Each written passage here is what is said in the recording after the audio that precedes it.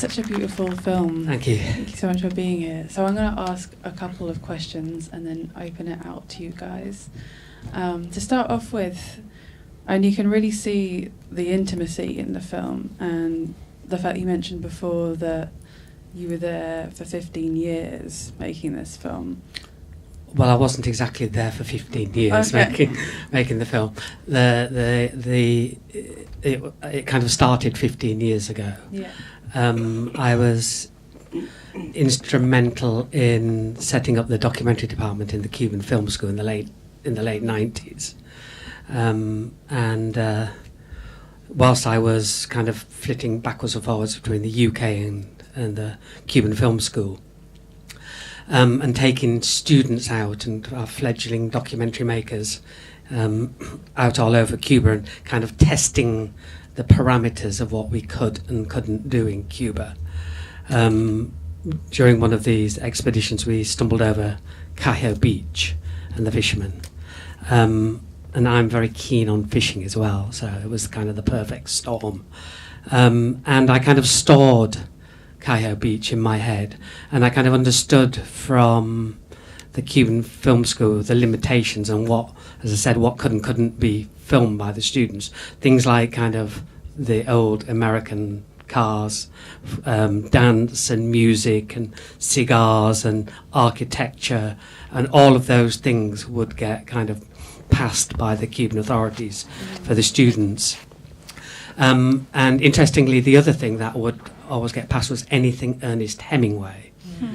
And so when I went to Cayo Beach, reading The Old Man and the Sea, aged 8, came back into my head.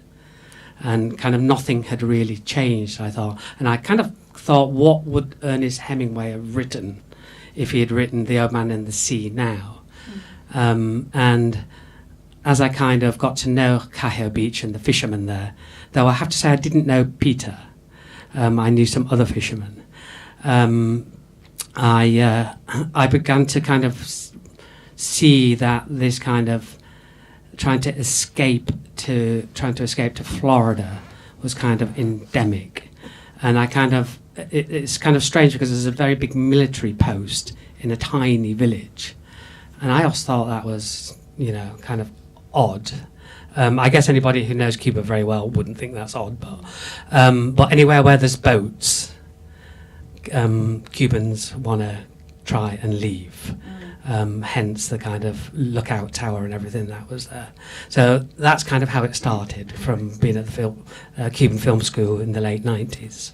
So at what point did you meet Peter and Mariela? I met Peter and Mariela in 2014.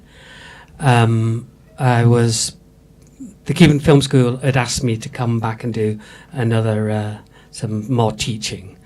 The wages weren't great. I think I was on about $100 a month there, which is good in Cuban terms. But they kind of, I'd done quite a lot of work for the film school, and they kind of owed me. So I said I would come and do a workshop for them, but can you get me some good access to somewhere? And so I wanted access to Cayo Beach.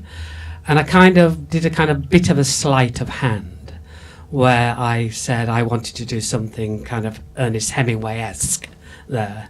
But kind of obviously in my mind, I was also thinking about the rafters and the people who were trying to escape. And the kind of couple of things happened was the translator, who I'd known for many, many years, and he was my fixer as well from the film school, he decided to skip the country, which I was very surprised about, because he was a very, very proud Cuban. And so he kind of fixed it. He set everything up, and he left the country kind of almost as we flew into the country, because I was very aware that our fixer would probably get in quite a lot of hot water with the Cuban authorities. But Oriel, he skipped the country, so we were kind of left there. Anybody who knows Cuba, I mean, has one of the most sophisticated surveillance states. They've had lots of practice. You know, I've been doing it for nearly 6 decades. And even in a small fishing village like Cayo, even the locals don't know who the informers are. So it's a very, very difficult place to make a film like that in. So we started in 2014, and we kind of did the bulk of the filming very early 2015. Obama made that kind of announcement in late 2014, December 2014, that Cuba and America would kind of have this new relationship. And I kind of knew, when we were already heavily into research then and about to go, and I knew when Obama made that announcement, every documentary maker and their dog would descend on Cuba. And so we just wanted to hit the ground really quickly. And so we got in there very early 2015 and filmed for a solid 3-month period. The fixer had already fixed up Peter. I gave him a brief. I said, I want Santiago out of The Old Man and the Sea. So I met several fishermen, but when I met Peter, there's just something about Peter that I instantly took to. I think I've got a nice deep voice, but Peter's just beats mine, you know. And I think when he spoke, you know, it kind of came from his boots or from his flip-flops. And there was just something very open about him. And then when I'd learned that Mariela had tried to escape, and they had 4 kids between them that they were looking after, I thought there was this amazing kind of elephant in the room there. And that kind of why I kind of wanted to make a film about that family. And then I found out that well, first of all, that Royland, Mariela's brother, was planning an escape. And we hoped to kind of cover his story, but he skipped the country. He didn't let anybody know. He just went one night. He didn't even tell Mariela. He just went. He just disappeared. And a couple of weeks later, Michelle confided in us. That's the next door neighbours, Michelle and Estrella, and Peter's best friend, confided in us that they were also going to make an escape attempt. And Michelle, he did decide to speak to us before he went. He was planning on going about a week after he told us, and we understood that the logistics of one of these escape attempts was around about 20 Cubans go in these boats every time. So nearly always the same figure, because that's the maths. It cost them around about kind of equivalent of $400 per head to kind of make one of these trips. That times 20, because basically they have to kind of procure the aluminium and the engine, which is usually a stolen tractor or truck engine or something like that, and it's very expensive, and they have a kind of formula of making this stuff. They go off into a kind of sugarcane field and build this thing. And we knew we would never get the consensus of 20 Cubans from all over the island within a week and get on. I mean, I was perfectly prepared to get on one of those boats with the camera, but we knew we couldn't get that consensus, so we thought, what do we do? So I thought we'd quickly train Michelle. And so we procured a kind of domestic camera off the island. We were also very aware that that we could be seen as aiding and abetting people trafficking, and that, you know, that was a kind of very difficult thing. So we kind of tried to separate ourselves a little bit from that by not using one of our kind of fancy GoPros and things like that. And basically I just said to Michelle, okay, try and film, keep it wide, don't do that kind of zooming in and out like your mum does, you know, all that stuff. Just hold it wide and make sure you film yourself. And should you get caught by either the Cuban authorities or the US authorities, jettison the camera, but try and keep the micro SD card. And as you can see, Estrella hit it very well, let's put it that way. And we kind of, when we got this material back, we fully expected it to be like 10 minutes or something like that.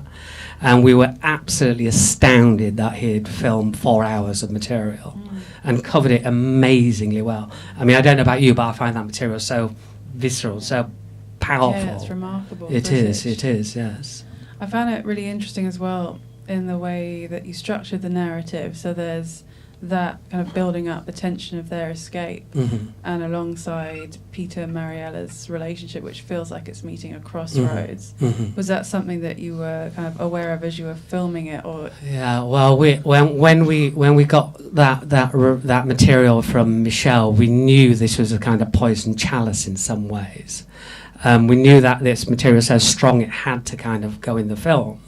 But it didn't really belong to our story in some ways, because the kind of emotional story was with Peter and Mariela. So we didn't know Michelle and Estrella that well, you know, and we just knew the audience just wouldn't kind of feel the same way about them. So we kind of quickly decided that we would tell the kind of dramatic story of that physical crossing, and that, but tell the kind of emotional story from Peter and Mariela. And I was also very interested in the fact that you know, it's an island nation, and you know, the sea meant such different things to different Cubans. You know, if you're on one of those rafts and you're in the sea, it's this, you know, it's this kind of prison. But to Peter, it was his livelihood. So, you know, they were sharing the same sunsets and the same sunrises, and it just meant very different things to them. And that kind of informed some of the structuring of it. And a big eureka moment was with the editor, Leah Marino. And where I was thinking, well, we have to tell the story that Mariela's trying to escape the country. And I was kind of really struggling with this. And Leah basically said, well, it's more that she's trapped than she's trying to escape, is the story. And I think once I kind of understood that, the story kind of happened for us. It's a very slight difference, but a very important difference, I thought. I think we're open now to the audience for questions. So do we have a question down here at the front? Can I just say, that was a great film, really enjoyed it. Thank you very much. What are the potential repercussions for them? For Peter and Mariela? Yeah. Well, because the Wet Foot Dry Foot got closed in the end by Obama, it was literally Obama's last act in office, he did this, that we knew that the kind of heat was off them as far as that story. The kind of irony, I probably shouldn't say too much here as it's been recorded, but Peter was also doing something in the black market, of which we decided not to cover in it, so we kind of kept that away. But the scene of him with a net, we kind of knew that he would probably be in for a big fine on that one, but we basically covered all of these things. What we found very surprisingly, I think surprisingly, is that after some time in Callao Beach, after we were kind of embedded there, we lived in really difficult circumstances. And I think we kind of picked up quite a lot of brownie points for the way we were living. We were living in an abandoned house. We were actually living worse than any of the villagers. And we just got a real feeling that those rural Cubans had a real story to tell, and they really wanted to tell us it, and that nobody had ever listened to them before. And that kind of really informed me as well, because the subject of America and Cuba is so polarized. It is so polarized that I just kind of knew that my politics had to remain, you know, kind of in the middle of the Florida Straits somewhere in it. And I just decided to let the rural Cubans tell their story. It was their story. It had to come from them. Whatever I thought politically of it, whatever I thought of the kind of socialist ideals there, I thought that those Cubans had to, because that's what the revolution was all about in the first place, was the rural Cubans. So I kind of wanted to give them the voice. Can I just follow up on that and say, I totally understand what you're saying, but could you say what your feelings are now about Cuba? Gosh, they're so mixed. What I will say is when I first went to the Cuban film school in '95, I think it was, I went like most kind of woolly liberals looking for that kind of socialist utopia. was running and screaming back from Cuba after 4 years of working there, because I just didn't find that at all. But I guess if you compare Cuba to the other Caribbean islands, because it's not really a fair comparison with America, Cuba is an amazing country. And for all the criticisms I have of Cuba, and there are many, I think that they really try to do it right. You know, the healthcare isn't what they claim, education isn't what they claim, but that really is a product of an embargo that's been there for nearly 6 decades. So my feelings of Cuba is very complicated. I don't quite know what I think. I think the jury's out for another decade on that one. It's like the flip of that question. What do they now think of you? Like, have you been banned? What's been the reaction of the Cuban government to this film? Have they seen Gosh, oh man. Short answer. The Cuban authorities to work in very mysterious ways. There was a film made called Balesteros back in the 90s, a fantastic film, and it very, very critical of Cuba. It was about the rafters of the, I think it was in the 90s, I think it was. And I can't remember if it won an Oscar, but it certainly got nominated for an Oscar. But it also went to Havana Film Festival, and I think it won a prize there. So you can never second guess how the Cuban authorities will react. My kind of ambition for this film was for it to play in Miami and in Havana. It played in Miami, it hasn't played in Havana. Though it has been viewed by a few people I trust, kind of, you know, in fairly reasonably high up culturally. And they very much enjoyed it and thought it was a very fair portrayal. So yeah, kind of that's where I'm at really on that. Do we have another question? Yeah, just. Thank you for the film. It's very poignant and very moving. Thank you. It's also very specifically Cuban. It's like very intimate and very much of that place. But it also has a lot of relevance for all the migrant and refugee issues that are happening around the world now. So I wondered how much of that was in your head while you were making the film, or did you come to realize that as you were making it? Yes, I mean, it was definitely in my head, and in some ways I've been slightly disappointed how the film has been kind of got traction in Europe. I thought it would really resonate in Europe as well, and it hasn't as much as I thought it would have done. It has very much so in North America. But what I was also very interested in is that we kind of have seen the physical journey and the dangers of that journey, whether it's coming into Europe on that 9-mile journey or this 90-mile journey that the Cubans are making. But I was really interested in that emotional journey that people had to make. I really thought, you know, that's us, you know, that's the sort of stuff that we'd be dealing with before we have to undertake that terrible physical journey as well. But I was also kind of interested in that kind of third way, you know, whether or not it's maybe a fairly unfashionable thing to say, but, you know, it seems to be polarized into two things: is, you know, keep the immigrants out on one hand, or let's welcome them all in. And, you know, I just felt that there was, in some circumstances, very specific circumstances, and I kind of think this kind of represents that in some ways, that sometimes for some people, particularly economic migrants, I'm not talking about Syria or anything like that, that it's sometimes best to stay put where you are. That, you know, that it's just the American dream for them. Just, you know, you saw what happened to Royland, and that's what happens to a lot of poor rural Cubans. You know, it's okay for the more privileged Cubans who have the language and the education and things like that, but for those Cubans, I mean, Royland's not having a good time in the US at all.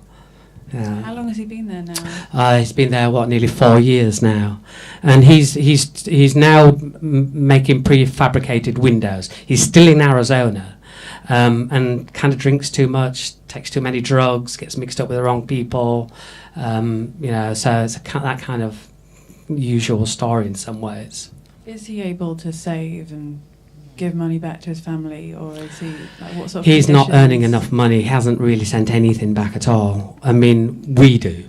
We keep the kind of family afloat. It's quite hard to get money in there sometimes.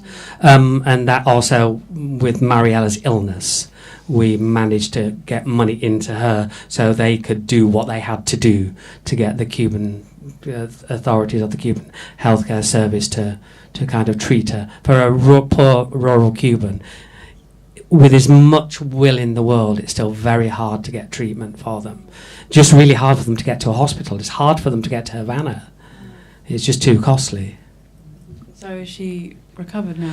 She had her operation in July this year, and everything seemed to be going well.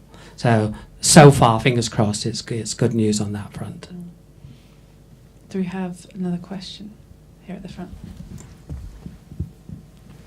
Hi, James. Hi, Kim. I've heard that you know what your final shot of a documentary is going to be. When I'm not sure if that's when you start making it. I've been told this from a good source. Gosh, I didn't know I did that. Well, did you know? You can't have known. No. In this case. No. Though well, maybe that's that thought comes when you sit down with all your rushes. I'm not sure. I mean, on this, if you remember, it opens more or less with Peter out there fishing, and you see one Cubana snapper flopping around in the bottom of the boat, because because the Russians just stripped all the fish out of Cuba, and it ends with the boy in exactly the same situation. So it kind of went full circle on that. So in that respect, I kind of had some kind of plan for the structure. Well, it was beautiful. Thank you. Do we have another question here at the back?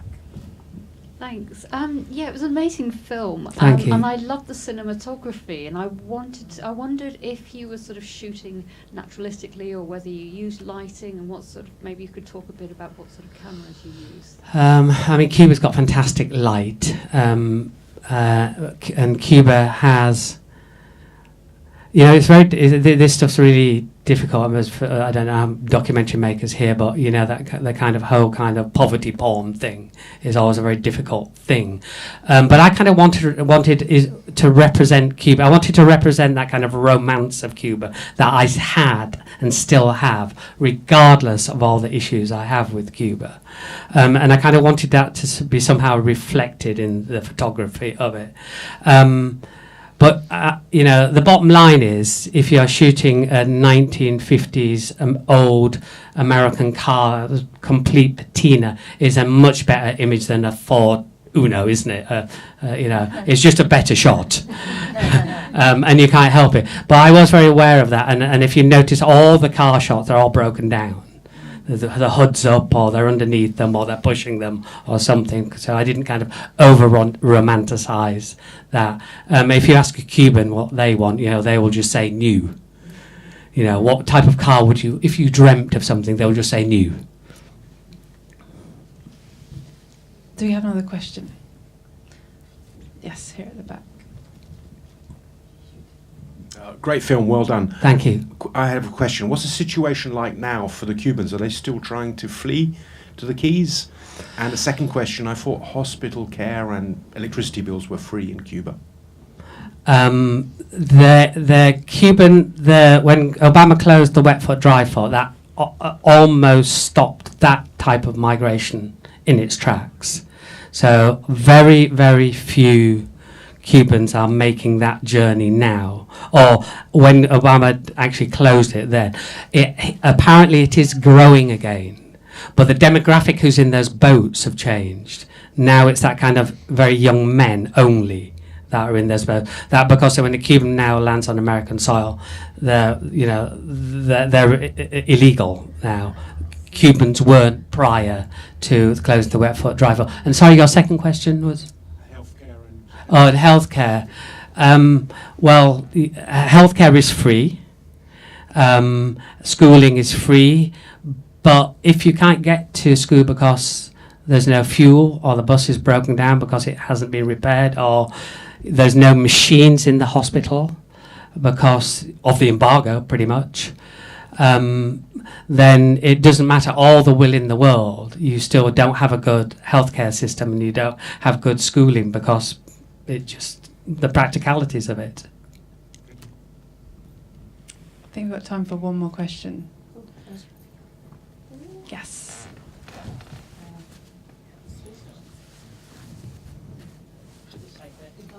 So basically, you said, great film anyway. Thank you. You said that you, well, obviously set up the doc school in Cuba. Are you going to continue to work with that documentary school, and are there any other stories out there that you plan on doing in the future, or is that you done with Cuba? Is that me done with Cuba? I'm not sure if Cuba might be done with me. I haven't tried to get back in again yet. I suspect I might have some problems. I don't know for sure on that. I mean, there's so many things I'd like to make in Cuba. But my gaze has gone a bit further north now. I'm kind of making a film in Bradford, which isn't quite, about the same amount of patina, but the lighting's a bit different.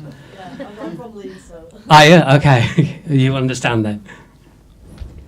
Actually, I've got one question that I'm interested in. Is that everybody always says you've got to go to Cuba before it changes. Mm-hmm. And like for Cubans themselves, like what would that change mean, do you think? God, I mean, if you say that to a Cuban, that it's one of the questions that winds them up so much, because they're going, what do you mean before it changes? I mean, yes, we want it to change. They want everything to change. I mean, Cubans just want, geographically they're just, it's nearest neighbours, the US, it's kind of, and they just want some of that stuff that the rest of the world has. I'm not quite sure if they understand what they're going to give up to get that. But, I don't know, Havana is changing slowly. You can kind of, there's much more kind of US dollars in Havana. I've seen quite a lot of changes in Havana. So I don't know, really. I don't know how to answer that question. I don't know, what Cubans want. I think if you ask any Cubans, like, what do we want, you'll get a different answer from each Cuban. Well, thank you so much for You're joining welcome. us. Thank you for inviting me. And will you be around if there are more questions? Of course, outside? yes. Okay. Well, please join me in thanking Kim. Thank you.